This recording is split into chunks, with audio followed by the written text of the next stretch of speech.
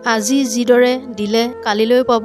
হতাশাই হওক বা প্ৰেম, মনত ৰাখিব প্ৰকৃতি কেতিয়াও দায়ী নহয়। মহাভাৰতত এষাৰ কথা কোৱা হৈছে, প্ৰতিশোধ লোৱাটো ভাল কথা নহয়, কিন্তু প্ৰতিবাৰে ক্ষমা কৰি দিয়াটো উচিত নহয়। ধৰ্ম আৰু ঈশ্বৰৰ প্ৰকৃত স্বৰূপ উপলব্ধি কৰিবলৈ হ'লে আমি নিজকে হিন্দু, মুছলিম, খ্ৰীষ্টিয়ান ইত্যাদি বুলি নহয়, এক মানৱ জাতি বুলি অনুভৱ কৰিব পাৰিব লাগিব।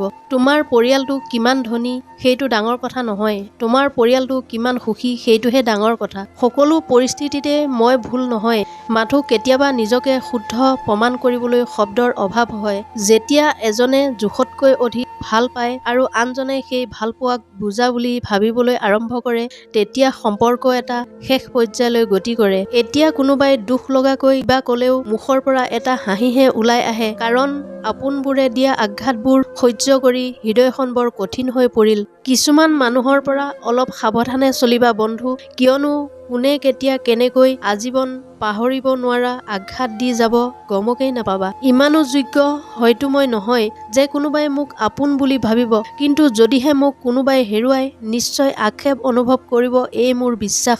মানুহৰ প্ৰয়োজন পূৰণ হলে সম্পৰ্কই শেষ কৰে, কিন্তু অহংকাৰ কেতিয়াও নেৰে। দুখোজ পিছুৱাই যোৱা মানেই আনতকৈ পিছত থকা নুবুজায়।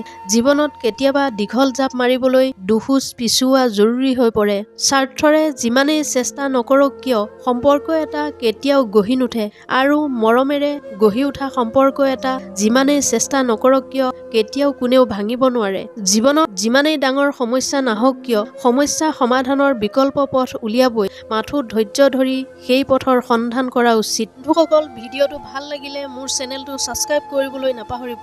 নতুন এটা ভিডিঅ' লৈ আকৌ আপোনালোকৰ ওচৰলৈ আহি আছোঁ, তেতিয়ালৈকে আপোনালোকক ধন্যবাদ।